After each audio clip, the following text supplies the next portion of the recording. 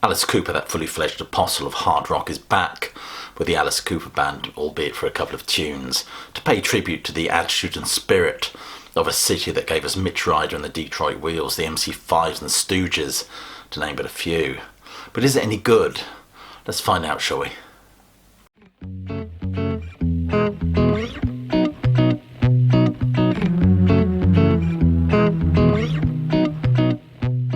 Alice Cooper is back with this homage to the city of his birth.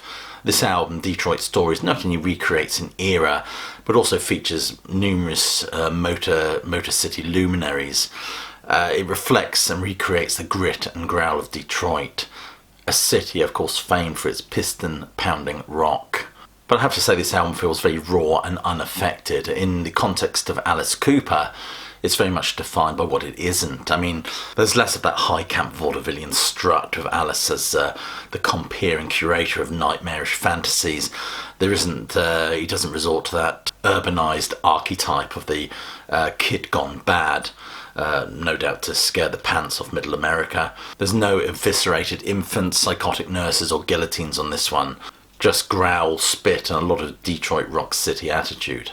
Of course, this album pays tribute to the unique musical legacy of the birthplace of angry rock and roll, as Alice Cooper puts it. It was a place that welcomed the harder-edged acts as well as the punk rock provocateurs.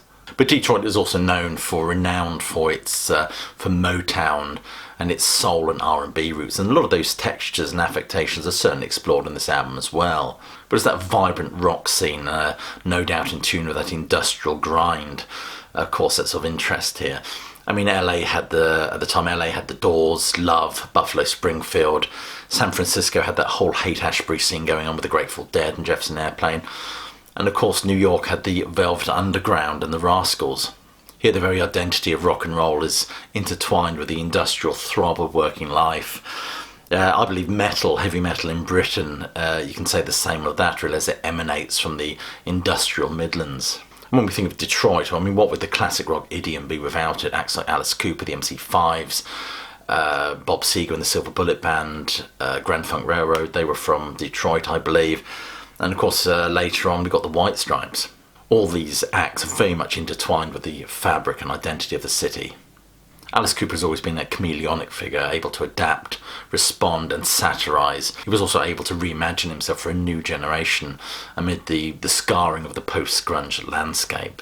Almost veering dangerously close to self-parody and pastiche, but not quite. But this one is different. We move away from theatrics and dark narratives to pay a heartfelt tribute to one of the greatest stages in rock and roll. And Alice, beyond that murky on-stage persona, is often a writer of very wry, observational and witty lyrics. One critic has written that Detroit Stories is a coherent and sweeping album with lots of rock and roll attitude. And this album's a trip back to the heady days of the Alice Cooper Band. It's certainly fun. And it effectively attempts to recreate music that's reminiscent of that early Detroit scene. There's a real sense of artistic freedom on this one. It seems the raison d'etre of this album is just to revel in the joy and the spirit of the time, and lots of musical styles are referenced, of course, from blues, soul, pop, garage rock, hard rock, amongst others. Musically, this album is a panoramic sweep. We get bluesy affectations and plenty of punky snarl with songs like I Hate You, which is one of the highlights of the album, I think. The lore of the city is perfectly enwrapped in all the different musical trends and nuances referenced. Of course, Detroit is where the Alice Cooper Band worked with Bob Ezrin on Love It to Death, which is a wonderful album, and of course Killer, which is their best in my opinion. Check out my episode of Classic Album Review, which I've done on that very album. Of course, it was in Detroit this band unleashed their own paltry, terrorising shock rock on a generation disenfranchised with that whole hippie subculture, a subculture described by Pete Townsend as a movement born of political confusion, desperation, fantasy and drug-fuelled hope. I mean, this album is slightly different from his usual output, it has to be said. I mean, he might fall foul with some of his fans with this one, but I really enjoyed it. Some of the stand-up moments are the catchy Our Love Will Change the World, the punky I Hate You, the excellent Social Debris, which has already been released, of course we've heard that one, and the very bluesy Drunken in Love. And of course there's a pretty decent cover of the Velvet Underground number, Rock and Roll. Hang on, I hear you say, the Velvet Underground are from New York. Well, that's true, but the caveat here is, of course, that all this stuff has to be associated or linked to Detroit. and the version covered on this album has been filtered via Mitch Ryder and the Detroit Wheels. That's the specific template they've used here. As Bob Ezrin has said of this album, this was made in Detroit for Detroit by Detroit denizens.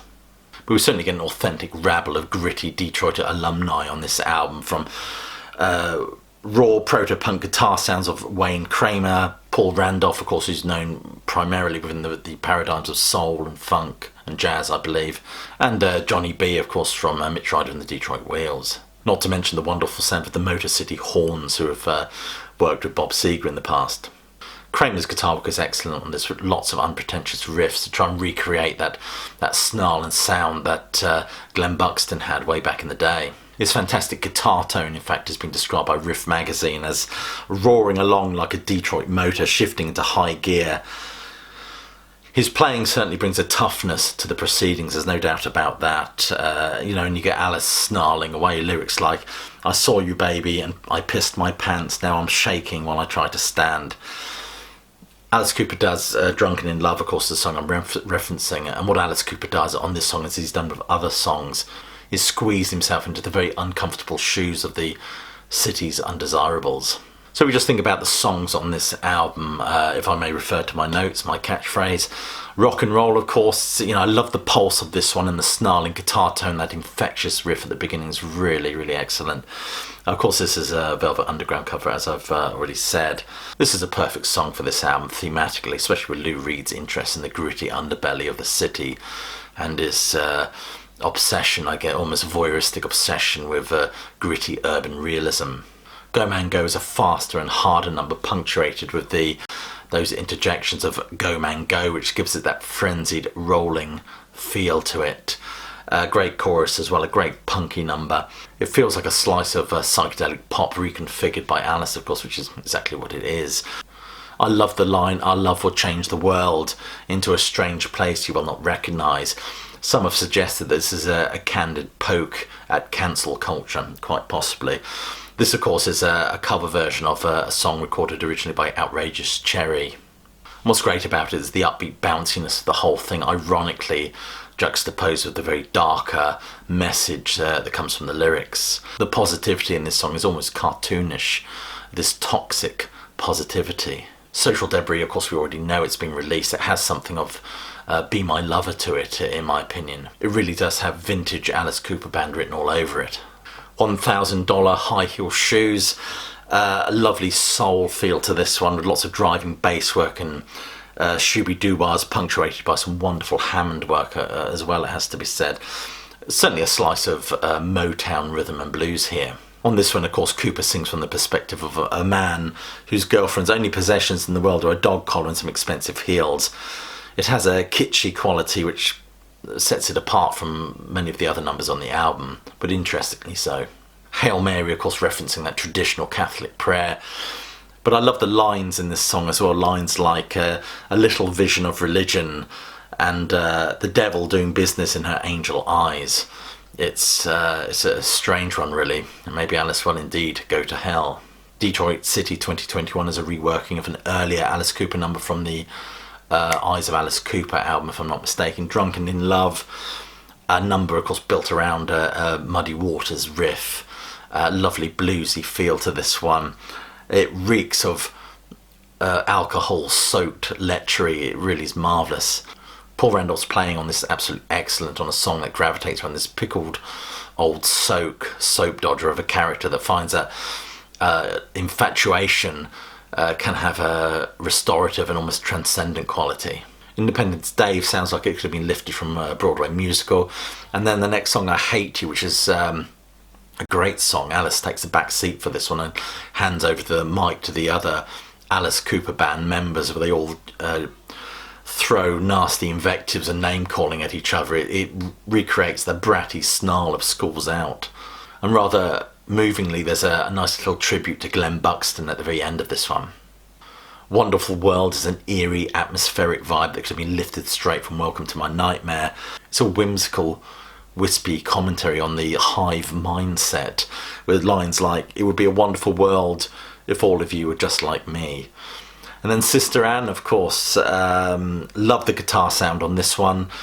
upbeat blues rocker featuring some excellent guitar and harmonica work as well. I think Joe Bonamassa plays on this one. I could be wrong, but I think he does. Hanging by a Thread, another great one. And Shut Up and Rock and Roll is very much about rock stars who peddle in this affected sanctimony, which I think we all find a bit irksome. And then, of course, the proceedings all rounded off that wonderful Bob Seger cover, East Side Story. Anyway, I must admit, I really enjoyed this album, more so than the Paranormal album, actually. I'd love to know what you thought of it. Do leave your comments below. So it just leaves me to say thank you for watching. Do click like and subscribe and check that bell to get notified of any future uploads. And stay safe, stay warm, but more importantly, please do keep listening.